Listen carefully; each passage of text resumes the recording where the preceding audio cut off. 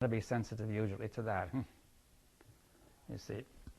Now, so we have thinking and thought. Now, then besides that, we have feeling or motion, whatever you want to call it. Now, feeling is a very active, has the word ing at the end of it, the suffix, and that suggests something that's always active, right? And primary and real.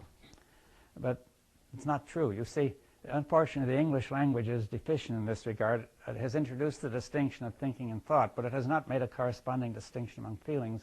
I will do it for the moment now. I say there are feelings and felts.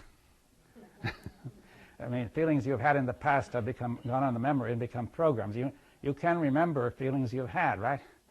Feelings of traumatic events, feelings of pleasure, nostalgia, right? All that stuff, right? And that has a powerful effect, right?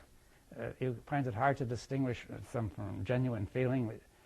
Let's say you get a genuine feeling of relationship, or in the jungle somebody might have got a feeling of danger, and then he's got to think, what does it mean? And let's say he sees a snake, what does it mean? He says, it's not a poisonous snake, it goes away, right? It is a poisonous snake, you'd better move, right? And so on. So there's a natural relation of feeling and thinking, that a feeling sort of picks up the perception first, and then the question arises, what does it mean? And thinking begins to supply that, right? Now, if it's working right, then thinking will show whether the feeling is appropriate or not. But it may not work right, you see. Now, we can get felts, right? Now, there's no easy way to deal with those.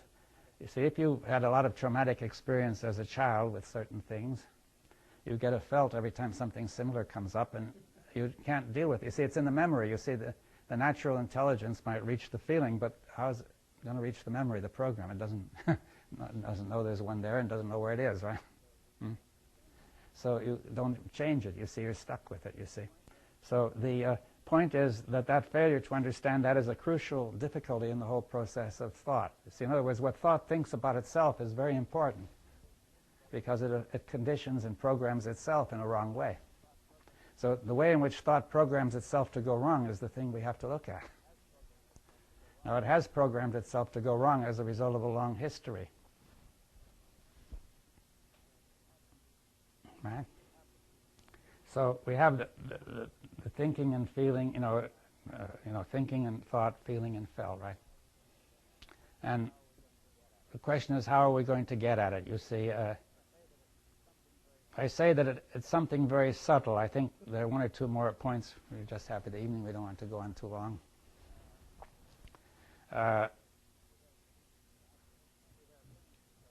You see, there are things which are obvious and things which are subtle. Now, the word subtle means, highly refined, rarefied, elusive, delicate, undefinable.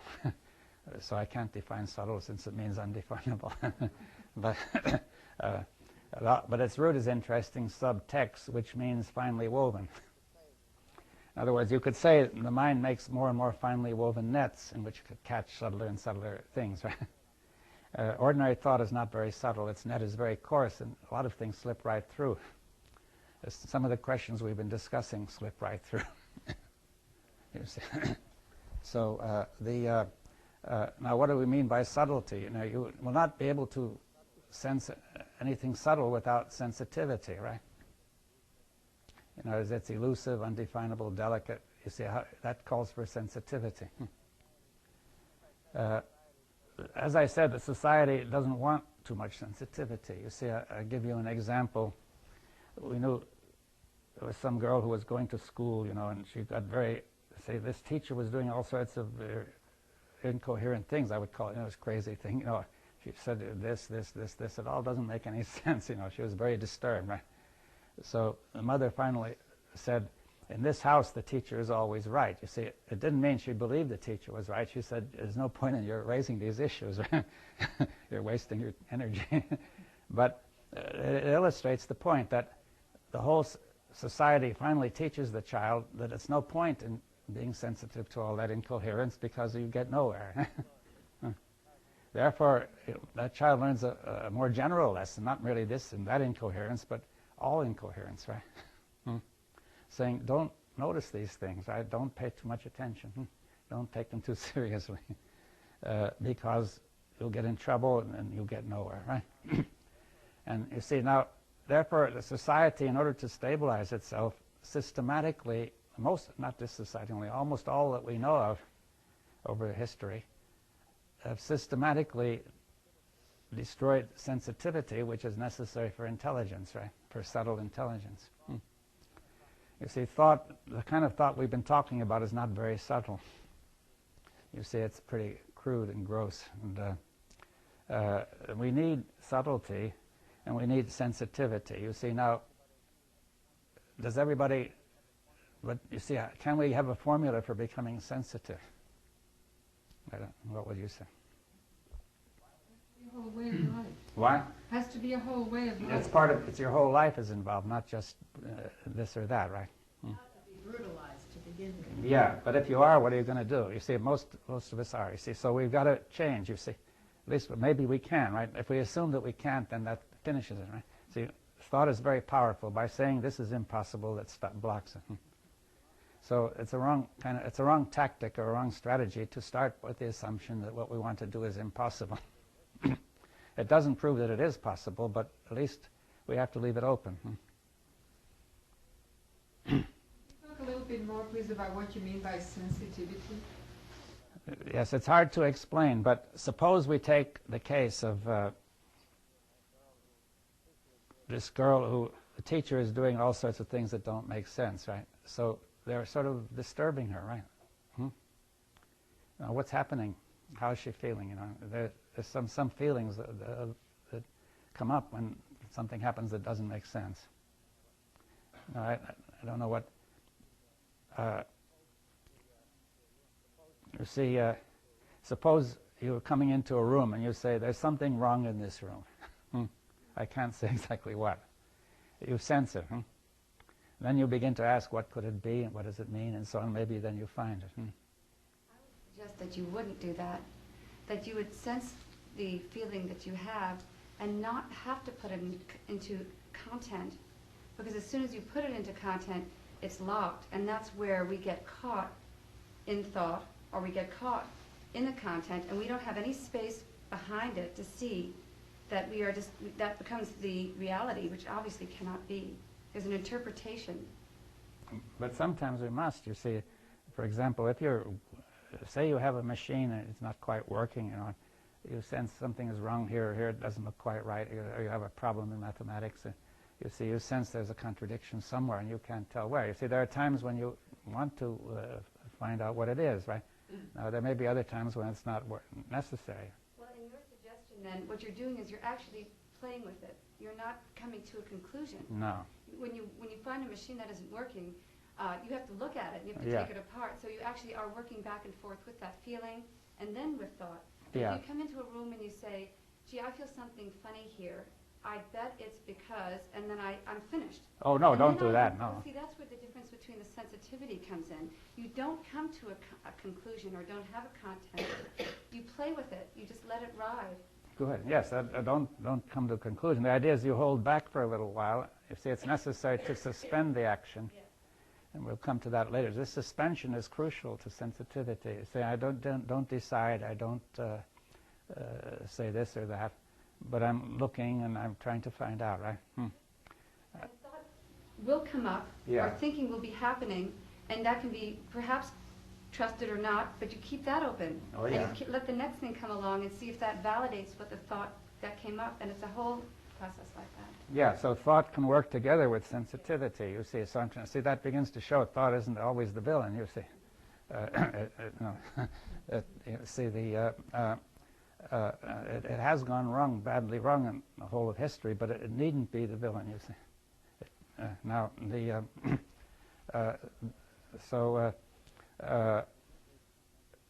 and we need this sensitivity, which is the beginning of something beyond thought, right? In other words, thought and what is beyond thought don't necessarily just stand on two sides of the fence, you know, saying, here's the fence, since thought is here and non-thought is over there. But you see, they sort of meet, right?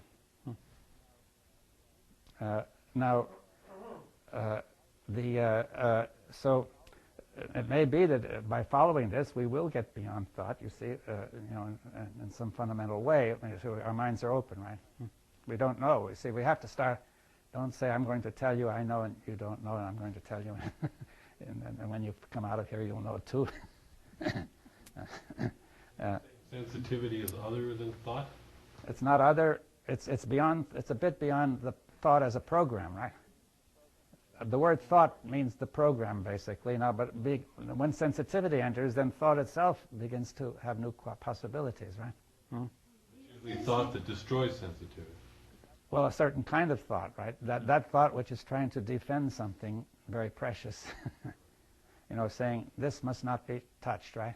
That kind of thought. Like say you walk in a room and you get a feeling something's wrong, and you say, oh, that's just my imagination, then you've immediately used Yeah, well, you may not want to be bothered, you see. You say, we've too much trouble to go into all this, and you see, there are all sorts of reasons which thought could give you why you shouldn't be sensitive, right?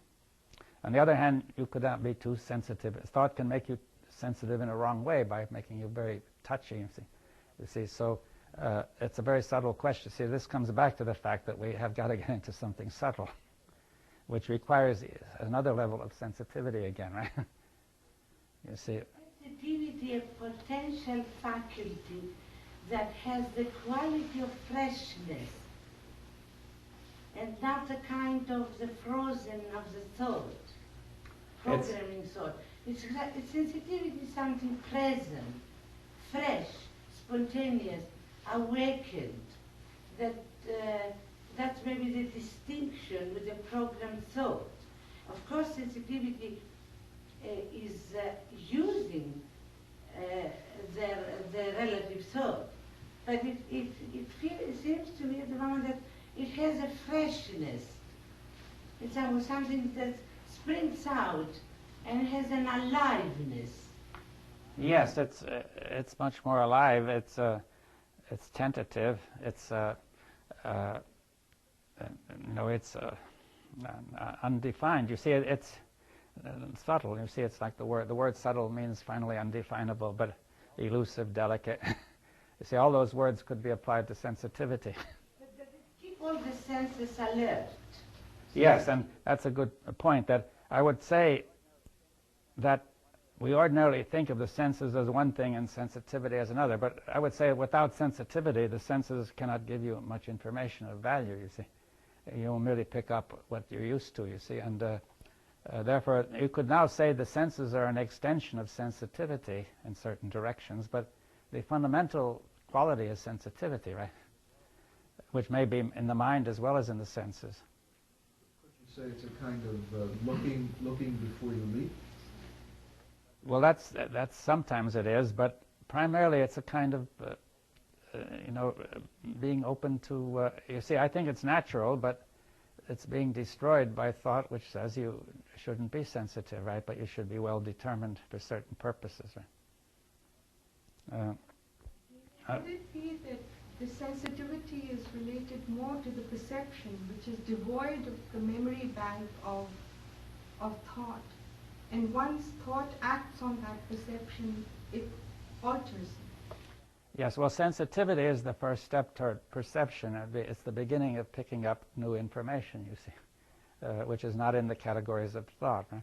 But at the same time, it's sensitive to thought too, right? Now, see, I'll just finish on this one point, then we won't go into it thoroughly.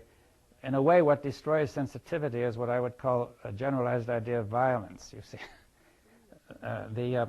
I'll just say a few things about violence now, and I think you can see that it brings it all together. Perhaps we'll come back to it in the next periods.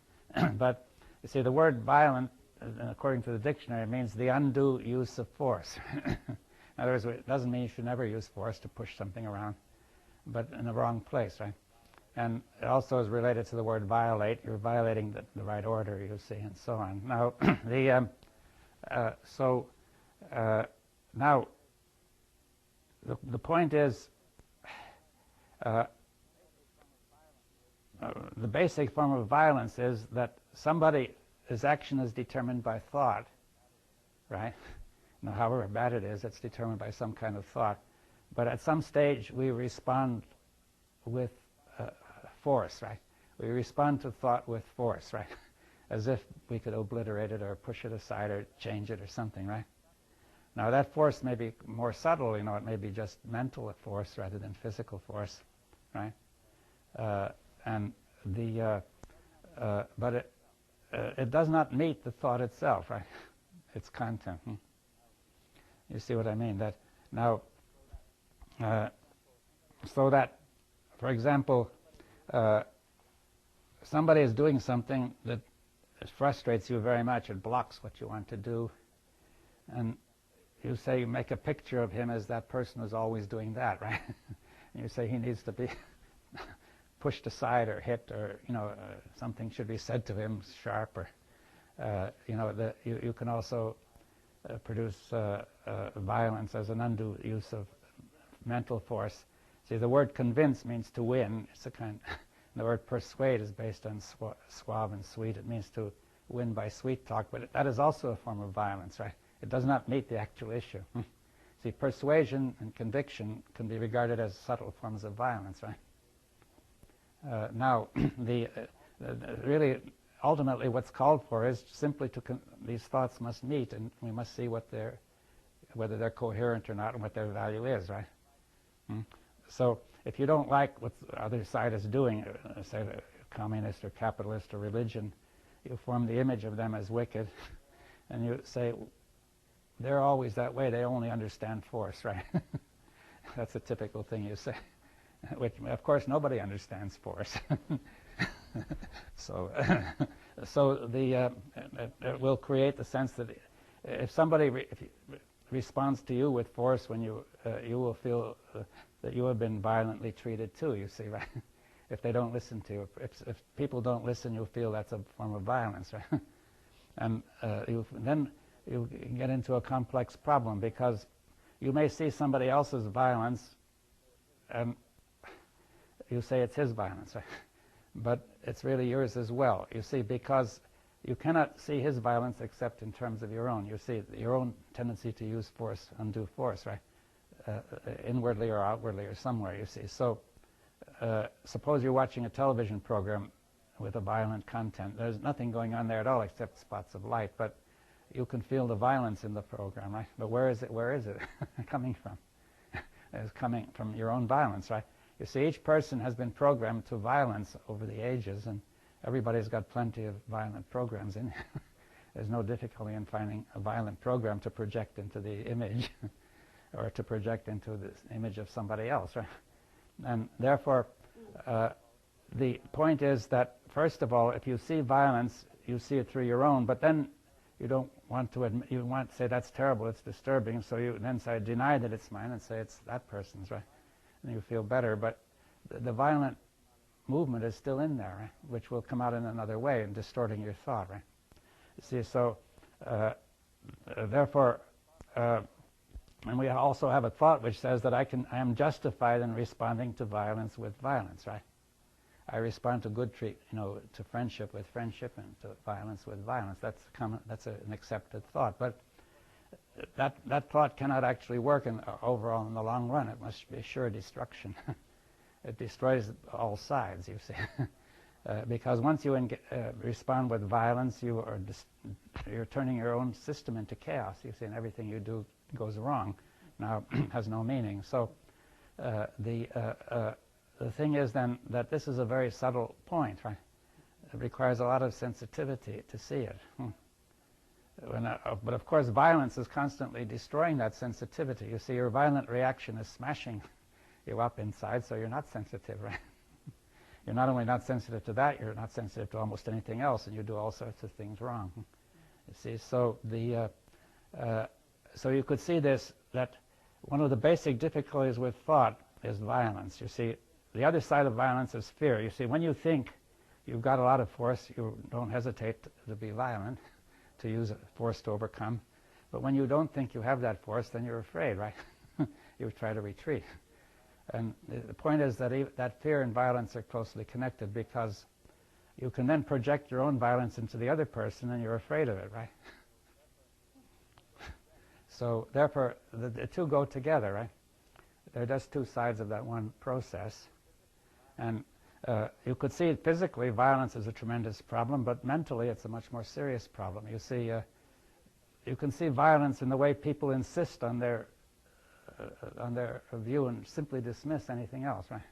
That will provoke violence. You see, I saw a program about, there's the Northern and Southern Irish, and we know all the violence going on there, but there was an election in Southern Ireland as to whether they should have a very limited form of divorce, and that was rejected totally. Now, you could see they showed talking with people, there was that absolute conviction, that it simply dismissed any other point of view. Now, and this fellow pointed out that that was a tremendous blow against the unity with the North that they wanted, you see. That the minute the Protestants in the North would see that, they would say, well, we could never unite with them. They simply dismiss anything. Even on this little issue, they won't move, right? You see, so the violence in thought is the root of, fundamentally, of all that violence with guns, right? You see, so I want to say that thought, which does not understand what it is doing, tends to fall into violence. Right? Now, in the primitive times, this happened much less frequently. People were further apart, living in small groups, and it didn't matter so much because the weapons they had were not so dangerous anyway. Now, we have very dangerous weapons, and at the same time, if we're violent, we're going to not be able to get together to meet this ecological crisis and all sorts of things we have to do together. So I think it'd be worth looking into, being sensitive to violence, your own violence, other people, in all its forms, because violence is basically the movement which destroys sensitivity. So we could say, if we are insensitive, we have to be sensitive to what is destroying sensitivity. That would be the only way out, right? Now, therefore, we could say that rather than condemning violence or saying I mustn't be violent, or I must be violent, or I justify violence, saying if he treats me violently, then I'm justified, or else I must turn the other cheek, or I must do this or that. You see, none of that gets to the root that thought is the source of violence, right? See, these are all attempts, typical of thought, to produce a problem and then to produce some means of overcoming the problem that it's constantly producing. You see, that it's like hitting yourself on the head with a hammer with the right hand and trying to stop it with the left, you see. That you continue the thought, the kind of thought that makes violence, and then you say we ought not to be violent, you see. So that just simply muddles it up, right? It's another kind of violence. You see, thought turns violently against itself, right? Violence turns against itself, but remains violence as it does so. Now I think it's worth thinking about that. It's a way of thinking, looking, not really thinking, which and being sensitive, which gives some insight if you pursue it. That you can see that a tremendous amount of the confusion in your own thought is a kind of violence with which thought is attacking those parts of itself that it doesn't like.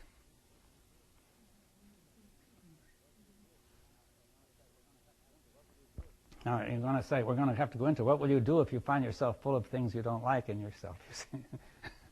We have to go into all that. Violence will do no good, right? Now, ignoring it will do no good, right? So we have got to have an approach which, and I think there is an approach which can, get into it. And which means going further into thought and what it, how it goes and so on. Now,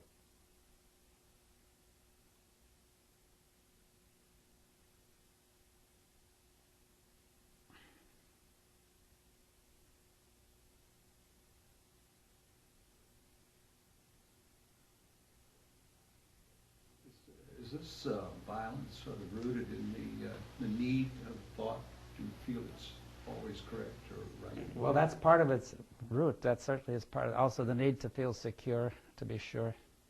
So it has to believe these coarse generalizations. Yes, it's really one of those nets that is very coarse. You see, with the violent nets are extremely coarse. Not subtle. No. So speedy, because it labels things quickly. Yes, very, very fast emotional reactions, and the there was some months ago in the New York Times saying that there are two ways that emotion could be dealt with. See, one way is that the whole system, the brain, including the intellect, can sort of evaluate the emotion and see whether it makes sense or not. But there's another faster way, which is that, which apparently was useful in primitive times, that in situations of danger there can be a very fast turning on of the emotion very powerfully. And memory can do that, you see, say the memory of certain dangers. But then the memory of our whole conditioning does it too, you see. Yeah. Now, so we're going to have to say that that adds to violence, right? That's part of the movement of violence.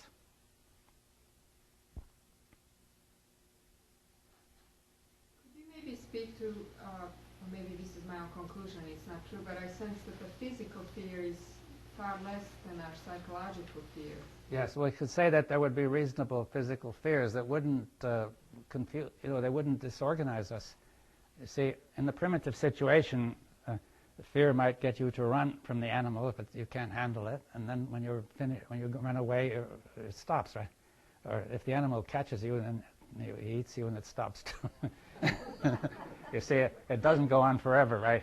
On the other hand, our present fears about thought go on forever. You see, a person is afraid, will I hold my job? Will the boss, like me? Now that goes on forever, and it starts to degenerate the brain, right?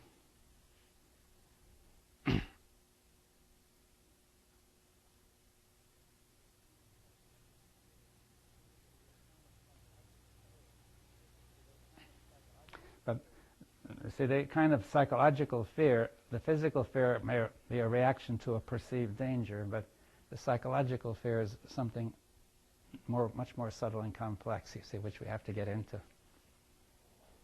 The development of thought has increased our psychological field, the development of thought. Yes, the more thought develops, the more things we have to be afraid of, you see, both in reality and imaginary. You see, because we produced all kinds of dangers, like the nuclear danger, the ecological danger, you see, due to the way we think, and at the same time a tremendous number of, they are real dangers, but produced by confused thinking, by incoherent thinking, right?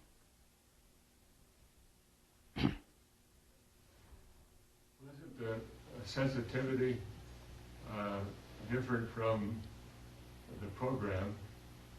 Because sensitivity happens in the moment, in the now, and the now is a perception, and it's real. Like fear, it could be a program, because the word fear makes you fearful, and also fear might cause a pain in the body. Mm-hmm. But if you look at the pain now, you see that the pain is different. You think it's fear, but because you're accustomed to having a feeling when the word fear is expressed, and the body always reacts the same way, it reacts to a program. Mm-hmm. But if you look at it in the now, something happens, because the now then, as I understand it, what you said beyond the brain, the now is beyond the brain, or it's out of time. Yes, I think that may well be so, but I think that we could get into it in the wrong way, in the sense to, before, you see, that could become another pattern of program, you see. In other words, whatever you say, whether it's true or false or whatever, can go onto the program and become a source of imagination, right? Now, I think we have to be careful to go slowly to see that danger, to see how can we proceed without getting into that situation, and to actually come to into contact with this process of thought and its deceptive movement sufficiently so that we don't fall into that trap. You see, even something which is very true, when just stated, can become a trap, right? If it just goes on the program. You see, so I'm saying the first step is not truth, but can we see what's the meaning of what's going on, right? See, if we don't see this meaning clearly, then we'll never have a mind which can get to truth, right? Have truth. That we have to see the meaning of this thought process, which now we have a wrong meaning. Can we never have truth then? From what you just said, I don't know whether we ever can have truth. No, we won't have truth, but let's say, are we going to be in truth, you know? Okay, I understand. Yes, we'll have to discuss this whole question of truth, because I think that's part of the confusion of thought. That thought has very confused the incoherent notions of truth, which go into the program and trap us, you see. Because once you say something is true, this gives it tremendous power. So if the program says this is true, it takes right over, right? And that's the surest way to make the program take over, is just to put it down and say that's true, right? But another problem is that we never can get any consensus on the meaning of any specific meaning. Well, we'll go into that too. You see, that's where the dialogue comes in, where we will see if we, I don't know if we can do it all in this short period, but to raise the question of whether we can share meaning. So we have to say both individually, we have to get our meaning clear, coherent, and collectively. Now, this, as I said, this is a rather, to do all this is a rather short period in 2 more days, but we will try to do something, you see. I mean, we'll have to make a selection. We can't cover the whole thing in all detail, right? Right, well, I think then that if unless somebody has an urgent question, I'll call a halt for tonight, and we'll start tomorrow morning at 10, right? Are we born with a tendency of programming deceiving thought? Are we born with that tendency of the deceiving thought? Well, I don't know if we're born with the possibility that it may go wrong, you see. The difference between conditioning and learning, you seem to use those things interchangeably. And the question of whether we're born with it or whether it's something, this process is something we learn. Well, we have learned it, but it's now part of our culture. So it's transmitted very quickly. Something about human learning that's picking it up, though, not just a passive. Yeah, we learned something which is destructive, you see. And it has become part of our culture. We're programming things that we need not program, like if we need to program things like to step back and not step on a rattlesnake. That's a part of programming we need. Or maybe more common than not, step out of the way of a truck coming down the road. We need that kind of programming. Yeah, the child must be taught that, you see. But the other kinds of programming. Well, but then we have to say, how do we draw the line? And see, and we have to go into it. We'll not be able to draw the line intelligently unless we see what is wrong with the other kind. You see, if you merely say that's the bad kind of program, this is the good kind, then that's the same story again, right? You know, do all the good things and keep away from the bad things. That's what they tell you, right? Now, you see, that sort of advice simply muddles it up, right? See, because then what are the good things and what are the bad things? You see, there is something specifically incoherent about this way this program works, which we have to get into.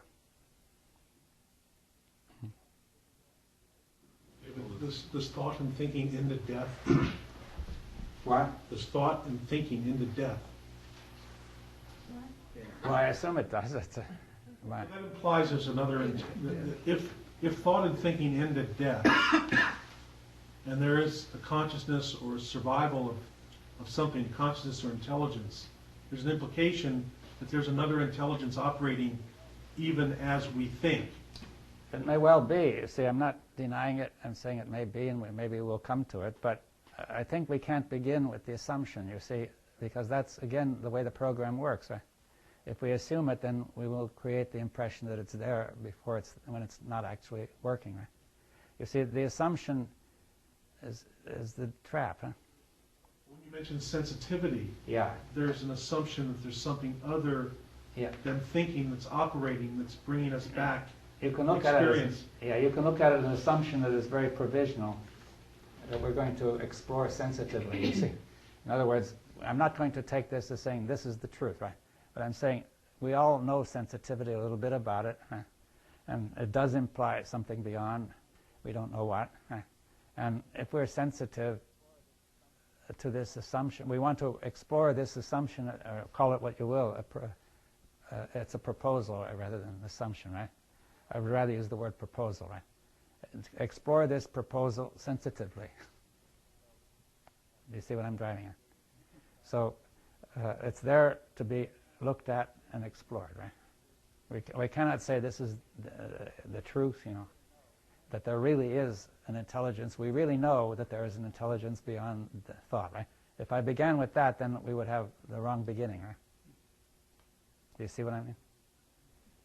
So we're saying, proposing that the ultimate violence and the cause of all the violence in the world is this destruction of our sensitivity. Yeah, that's the proposal which we have to explore with sensitivity, you see. And so in that case, we are going to bring in the very sensitivity that we're going to be learning about, right? Sensitive about this activity. Yeah, and about our way of exploring it, right?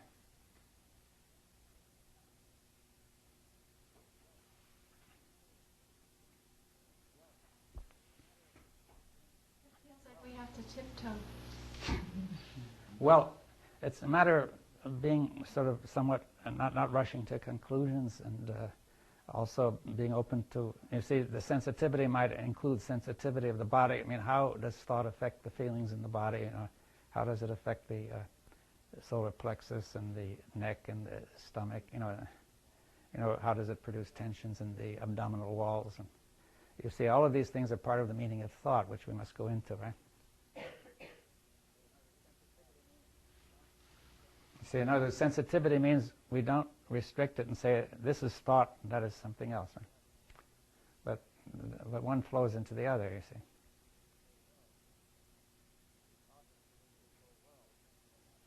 See, thought has produced this whole world, so we have to see that whole process. We're not going to make a sharp boundary between thought and everything else.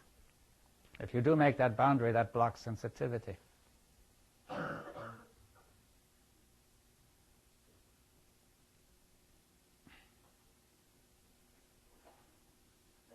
Tendency to put everything in conclusions blocks sensitivity. There's a tendency to put everything in conclusions. That's right. It's like that closes the doors. Now, can you see that this tendency to put too much into conclusions is a form of violence? Yeah. It is violating the right order, you see. It is trying by some forceful means to close the issue when it's not closed. You see, conclusion means closing it, and there's a place where you can close it, but you're trying to close what cannot be closed, right? And that is violence. You're using force, a kind of very forceful thought, you see. What do you even say when you ask that question, and this was too quick to say yes, would be another violence. What? When you said, can you see that that just creates a violence? Mm-hmm. And then I just go, yeah. In a sense, that's cutting off. If it's just an answer, yeah. then I stop looking. No, I'm saying if you have looked and felt that it is a kind of violence, then say yes, then it means it's something. Right? You say, I see that it is a kind of violence, right? Or I have seen, right? You know, that would be the fact, right? See, suppose I say, I hear that question and I...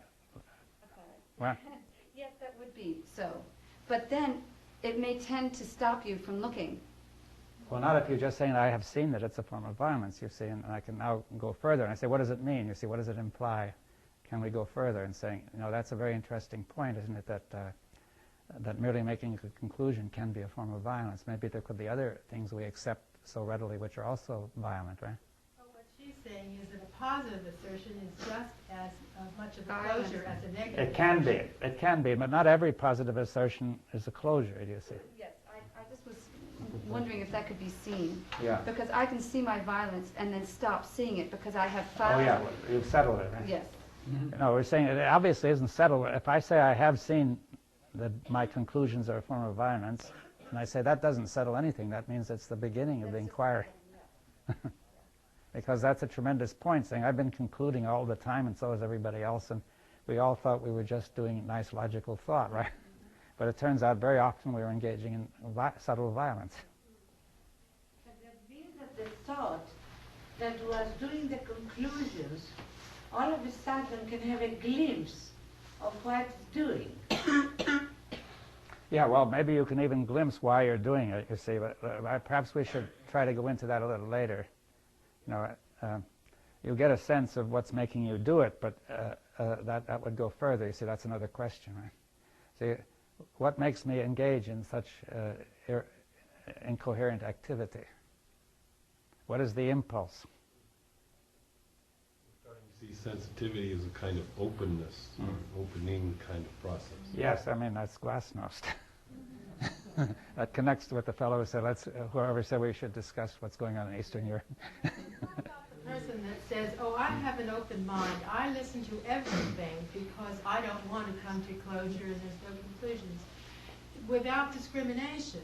Well, that fellow has done it already. You see, he has said that that's what I am. You see, he said that he's defined himself as the one who's always listening to this thing and never coming to a conclusion. Now, clearly, you must sometimes come to a conclusion.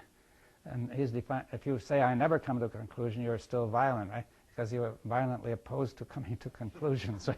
You see, the point is you're open to coming to conclusions where necessary. You couldn't live without sometimes coming to a conclusion, right? You see, that means subtlety. You see, not just making a sharp boundary like that and saying it's this or that. A conclusion, isn't it? What? Making that statement that I am always open. Yeah, that's a conclusion, and it's a violent kind of conclusion, right? You see, if you say you've got to be open always, then that's you're enforcing something, right? You're using a kind of moral force, right? You see, because you can use moral force as well as physical force, or force, mental force, you know, force of very powerful expression. Get carried away, I guess they could say the statement I am is a kind of a conclusion. Well, maybe it is, you see, but suppose if we feel that way, then we must inquire, you see, and say, is it, you know, what are we doing, right? What does it really mean? I don't see anything necessarily wrong with coming to a conclusion, relatively speaking. It's just sort of a stepping stone, and then from there you move on. But if you just stop there, that's where it's dangerous. Well, if you stop permanently, Yeah. you may have to stop for a while, you see, or quite a while, right? See, there's no limit to how long. You see, you could conclude that gold has such and such a specific gravity, and we expect to hold that indefinitely, right? But we can see, of course, but that wasn't entirely true because there are isotopes of gold were discovered which have another specific gravity. So it had to change, right? Right, well then perhaps we'll call a halt on and start tomorrow morning.